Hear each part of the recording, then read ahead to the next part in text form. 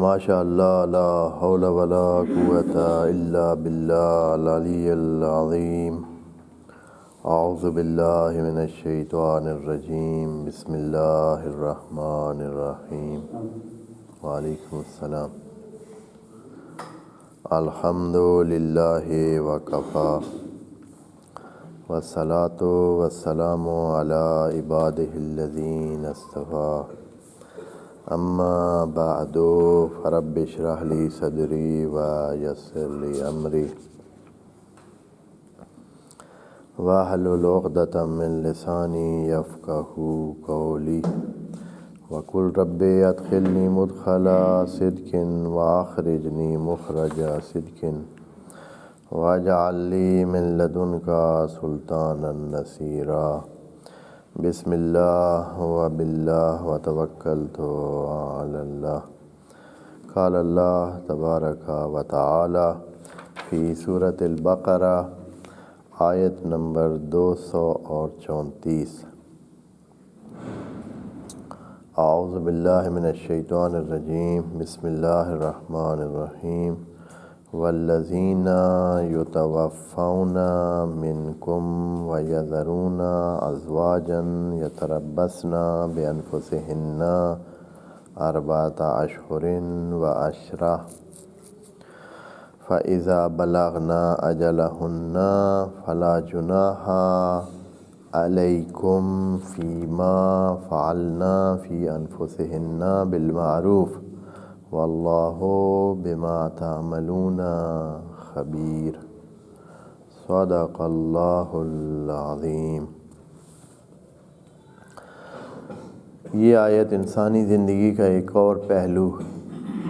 لے کے آ رہی ہے اور انسانوں کی رہنمائی فرما رہی ہے کہ اس قسم کے مسائل میں انسانوں کو کیا رویہ اپنانا چاہیے۔ اور یہ کافی ساری ایسی باتیں جو کہ ہمارے اجتماعی زندگی کے لیے ہیں یا ہماری دنیاوی زندگی سے مربوط کام ہیں اور طریقہ کار ہے زندگی کا، جو ہمیں قرآن بتاتا ہے، خدائے کریم ہمیں ان الفاظ کے ذریعے بات پہنچاتا ہے۔ یہ صرف اس لیے ہیں کہ وہ جو انسانوں کے لیے خدائے کریم نے راستہ متعین کیا ہے وہ اس انتہا کو پہنچنے والا راستہ، جو مطلوب انتہا ہے، یعنی جو مقصد ہے، جو اچھی انتہا ہے جس کی طرف سب جانا چاہتے ہیں اور جا رہے ہیں، تو اس طرف جانے میں انسان کے لیے رکاوٹیں پیدا نہ ہوں، یہ زندگی کے امور ہی اس کو ادھر مصروف نہ کر دیں اور انسان انہی مسائل میں الجھا رہے۔ ایک انسان بھی نہیں، ہو سکتے 10 انسان ایک مسئلے کی وجہ سے 10 12 14 انسان، بلکہ ہو سکتا ہے پورا قبیلہ متاثر ہو۔ تو خدائے کریم ان امور کی آسانی کے لیے اور یہ کہ ان چیزوں کو ٹھیک سے انجام دے گا کوئی، تو اس کی جو وہ آگے کے لیے تیاری کے مراحل ہیں اس میں کم سے کم رکاوٹیں بنیں گی۔ یقیناً جو بندہ ان دنیاوی مسائل اور ان چھوٹے موٹے جھگڑے اور مسئلے اور آپس کے جو سلسلے ہوتے ہیں انسانوں کے، انہی میں ہی الجھا رہے اور انہی کو حل کرتا رہے اور انہی کے ہی در پہ رہے، تو یقیناً وہ اس اصلی مقصد کے لیے کچھ بھی نہیں کر سکے گا اور وہ اپنی ساری زندگی یہاں انہی مسائل کو سلجھاتے ہوئے بتا دے گا اور آخرت میں خالی ہاتھ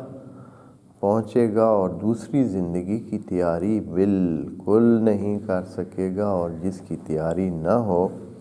اگلے مرحلے کے لیے، تو اس کے ساتھ کیا ہوتا ہے وہ ہم سب جانتے ہیں کہ دنیاوی زندگی ہمارے لیے اس بارے میں مثال ہے۔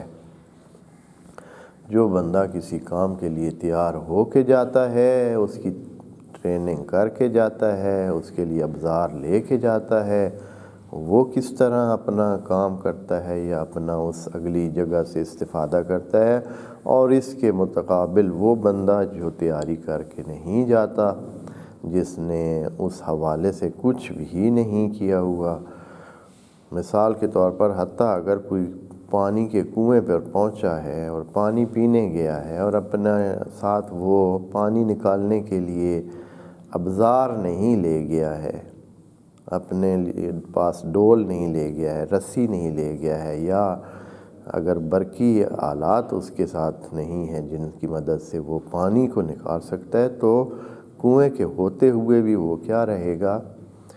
پیاسا ہی رہے گا۔ اور اسی طرح حتیٰ سمندر میں بھی یہی کیفیت ہوتی ہے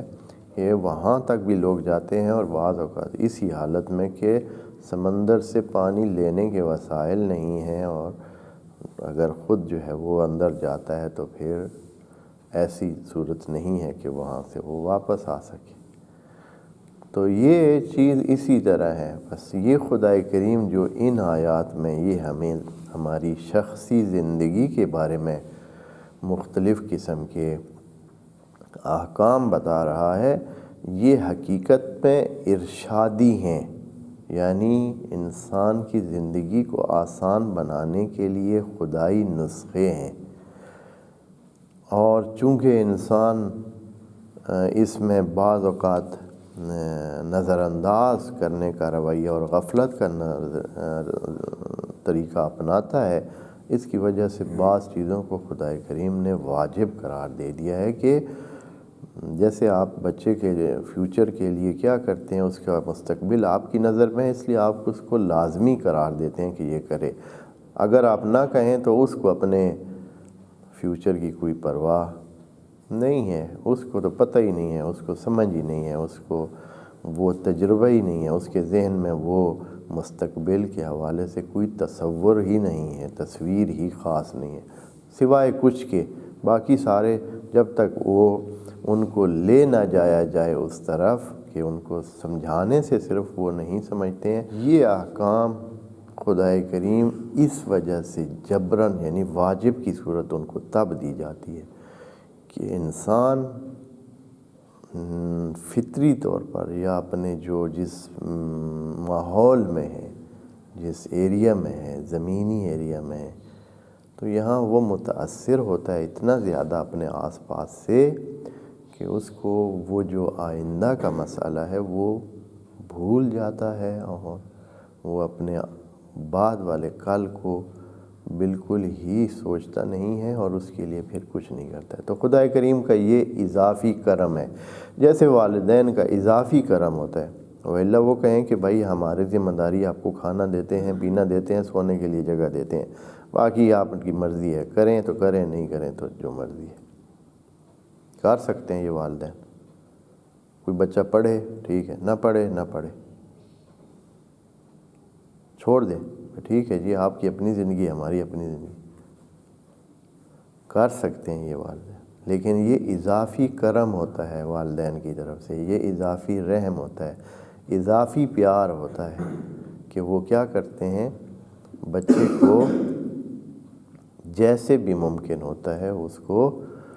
سکول بھیجتے ہیں، اس کو تعلیم دلواتے ہیں، اس کو تربیت دلواتے ہیں تاکہ وہ کل کے لیے تیاری کر سکے۔ تو یہ جو امور خدائے کریم نے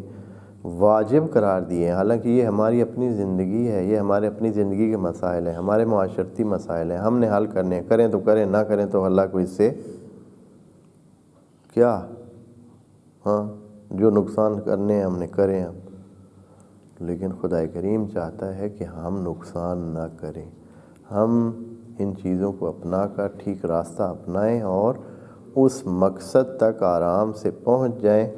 اور آسانی سے پہنچ جائیں جدھر پہنچنا چاہتے ہیں۔